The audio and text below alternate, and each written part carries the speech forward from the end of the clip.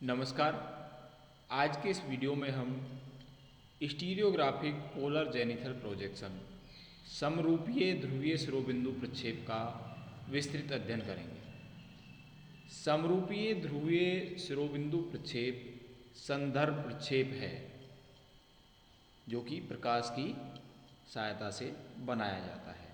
यह त्रिविम शिरोबिंदु प्रक्षेप की ध्रुवीय दशा को प्रकट करता है। शुद्ध आकृति वाले इस प्रक्षेप की रचना दो कल्पनाओं पर की जाती है। ये एक शुद्ध आकृति है, इसमें आकृति शुद्ध रहती है। नंबर एक, प्रकाश स्रोत की कल्पना ध्रुव पर की जाती है कि हमारा प्रकाश का जो स्रोत है किसी एक पोल पर स्थित है। नंबर दो, प्रक्षेपण तल प्रकाश स्रोत के प्रति ध्रुव को स्पर्श करता है, एंटीपोल दूसरे ध्रुव को स्पर्श करता है। उत्तरी ध्रुव पर हमारा यदि वो है तो दक्षिण ध्रुव पर हमारा क्या नाम से पेपर है। अर्थात यदि स्पर्श बिंदु उत्तरी ध्रुव पर है तो प्रकाश बिंदु दक्षिण ध्रुव पर होगा। कहने का मतलब एक पर प्रकाश है तो दूसरे पर जिसको हम प्रोजेक्ट कर रहे हैं पेपर है उसकी स्थिति एंटीपोल या दूसरे ध्रुव पर मानी जाती है। इसलिए भूमध्य रेखा पर स्थित कोई बिंदु स्पर्श रेखा केंद्र के व्यास पर दूरी के दूने पर प्रक्षेपित होता है। इस प्रक्षेप में प्रकाश किरणें अक्षांश व देशांतर रेखाओं के जाल को स्पर्श करती हुई प्रक्षेपण की ओर जाने पर केंद्रीय प्रक्षेप से धीमी गति से बढ़ती है। इस प्रक्षेप का विस्तार समान रहने से यह एक समाकृतिक प्रक्षेप है। इक्वल डिस्टेंस समदूरी प्रक्षेप है। प्रक्षेप की विशेषताएं। समदूरी ध्रुवीय शिरोबिंदु प्रक्षेप की निम्न विशेषताएं हैं। नंबर एक, प्रक्षेप में अक्षांश देशांतर रेखाओं के सहारे किसी भी बिंदु पर मापनी में समान वृद्धि होती है। कहने का मतलब अक्षांश और देशांतर रेखाएं समान दूरी पर होती हैं, अतः ये समरूपी प्रक्षेप है। जबकि इससे पहले वाले प्रक्षेप में हमने देखा कि उसमें जैसे जैसे हम भूमध्य रेखा की तरफ बढ़ते हैं तो आकृति उसकी विस्तार होती जाती है, जबकि इसमें ऐसा नहीं है। नंबर दो, इस प्रक्षेप में भूमध्य रेखा को प्रदर्शित किया जा सकता है। कहने का इसमें भूमध्य रेखा बनाई जा सकती है, बनती है, तथा भूमध्य रेखा की ध्रुव से दूरी लघुकृत पृथ्वी के गोले के व्यास के बराबर होती है। जो हमारा रेडियस है वो उसके इक्विवेलेंट ही हमारी भूमध्य रेखा की लंबाई होती है। ये शुद्ध दिशा प्रक्षेप है, इसमें डायरेक्शन सही रहती है तथा प्रक्षेप केंद्र से विकृत सभी देशांतर रेखाओं के सारे दिशा शुद्ध रहती है। सभी देशांतर रेखाओं के सारे इसकी जो डायरेक्शन है आपको सही मिलेगी। नंबर चार, अक्षांश रेखाएं संकेंद्रीय वृत्त के रूप में होती हैं और देशांतर रेखाएं सीधी होती हैं जो केंद्र से प्रसारित होती हुई अंतिम अक्षांश वृत्त तक जाती हैं। पाँच, अक्षांश रेखाओं के बीच की दूरी बराबर नहीं होती जबकि देशांतर रेखाओं के बीच की दूरी बराबर होती है। मापक केंद्र से दूर जाने पर फैलता जाता है।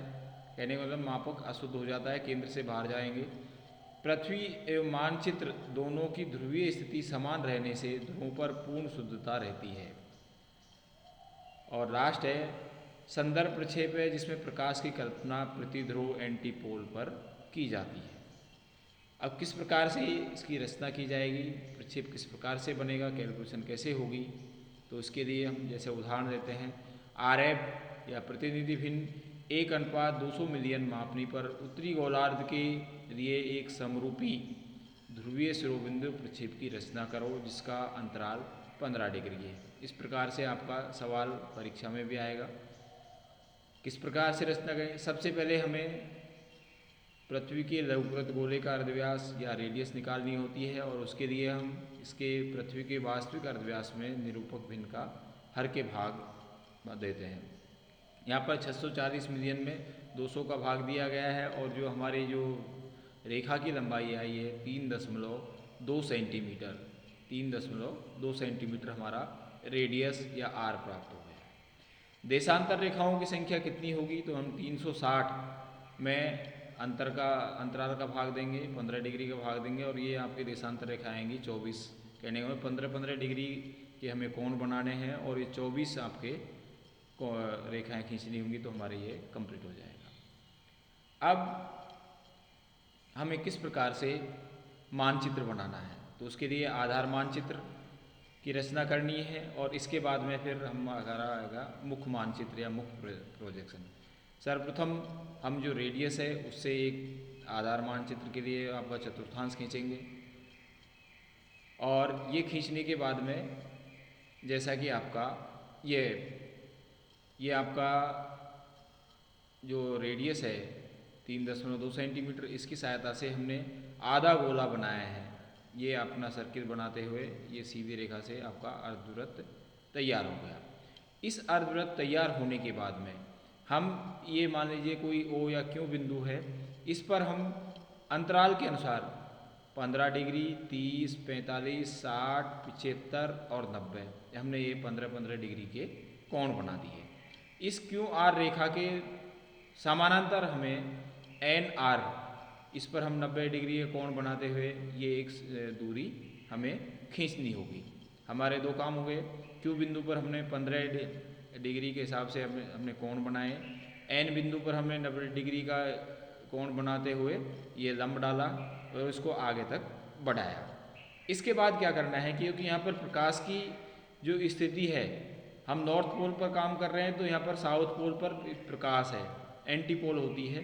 तो इसके लिए अब हमें क्या करना है कि यहाँ से हम प्रकाश डाल रहे हैं।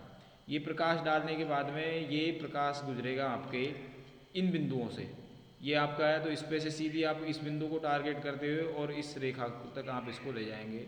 इसी प्रकार यहाँ से आपने इस बिंदु को इस पर आप पटरे रखते हुए और इस बिंदु को टारगेट करते हुए आपने ये रेखाएं, ये आपने किरणें डाली, रेज खींची और ये विभिन्न बिंदुओं पर आपका M1 है, W, Y, Z, जो भी आप इसके नाम रखें, C1, C2, C3, C4 कुछ भी लिख सकते हैं। जैसे यहाँ पर आपने नाम दिए हैं वही नाम आप इसके ऊपर दे सकते हैं। तो ये इन बिंदुओं पर ये टच करेगी, इसको ये काटेंगे।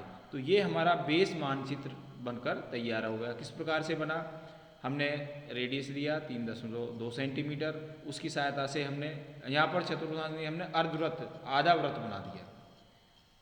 ये बनाने के बाद में हमने इस बिंदु पर, वो बिंदु पर हमने 15-15 डिग्री के कोण बनाए, 15, 30, 45, 60, 75। जहाँ पर एन बिंदु पर इसके 90 डिग्री कोण बनाते हुए क्यू आर रेखा के समांतर हमने रेखा को आगे बढ़ाया। इसके बाद में क्योंकि यहाँ पर प्रकाश की स्थिति एंटी पोल होती है तो साउथ पोल से हमने किरणें खींची, इन बिंदुओं से इनको गुजारते हुए इस रेखा को टच किया। तो ये हमारा आधार मानचित्र बनकर तैयार हो गया। अब जो मुख्य प्रोजेक्शन है वो किस प्रकार से बनेंगे। अब हमारे पास में देखिए जो अक्षांश के मध्य का जो गैप है वो आपको यहाँ से मिलेगा, इस बिंदु से एन बिंदु से ये आपका ये दूरी है हमारे लिए अक्षांश वृत्त के लिए काम करेगी। तो हम ये दूरी प्रकार की नोब में भरेंगे। यहाँ से आपने ये नोब में भरा और आपने ये सर्किल घुमा दिया। इसके बाद में फिर हमने ये दूरी भरी एन से लेकर डब्ल्यू उसकी, फिर हमने इसको ये सर्किल बना दिया। इसके बाद में फिर हमने नोब में ये डिस्टेंस चाप भरा, फिर हमने इसको घुमा दिया। फिर इसके बाद में तो ये सारी दूरी लेते हुए और हम प्रकार की सहायता से इन अक्षांश रेखाओं के सर्किल हमें बनाने हैं। अक्षांश रेखाओं के सर्किल बनाने के बाद में हमें, क्योंकि हमारा अंतराल है 15 डिग्री का, तो इस पर उस पर आप चाहे यहाँ से प्रारंभ करें चाहे यहाँ से प्रारंभ करें, आपका 15, 30, 45, 60, 75, 90, 120, 105, 120, 135, 150, 165, 180। इसी प्रकार से आपका 15, 30, 45, 60, 75, 90, 105, 120, 135, ये आपके 150, 165 और 180। तो ये दोनों तरफ से हम कोण बनाकर ये रेखाएं हम इसमें खींच देंगे और ये समान दूरी पर प्रत्येक 15-15 डिग्री के कोण अंतर से है और ये जो अक्षांशों के मध्य की जो गैप है वो हमें यहाँ से प्राप्त हुआ है। तो इस प्रकार से हमारा ये मुख्य मानचित्र है या कहेंगे मेन जो प्रोजेक्शन है वो भी बनकर तैयार हो जाता है। ऊपर हम इसके ऊपर स्टेंसिल की सहायता से हेडिंग देखेंगे। जो प्रोजेक्शन का नाम है उसको हम स्टेंसिल्स की सहायता से, जैसे स्टीरियोग्राफिक पोलर जेनिथल प्रोजेक्शन, फिर इसके नीचे उसमें उसका RF, इसका ये RF, ये इंटरवल और ये इसका एक्सटेंशन विस्तार। अब इस पर जैसे आपने मार्किंग की 0, इसमें 0, 15, 30, 45, 60, 75, 90 और ये आपके 360 डिग्री, इधर से भी 180 और इधर से भी 180, ये आपका इक्वल डिस्टेंस समरूपीय ध्रुवीय शिरोबिंदु प्रक्षेप बनकर तैयार हो गया। तो इसकी सहायता से भी हमें एक सीट तैयार करनी है। ये प्रोजेक्शन चाहे वो सिलेंड्रिकल हो, बेलनाकार हो, चाहे आपके कॉनिकल जो प्रोजेक्शन है उनकी बजाय बनाने में इजी है, क्योंकि हम प्रकार की सहायता से ये जल्दी और कम समय में बनकर तैयार हो जाते हैं। तो आज की वीडियो में हमने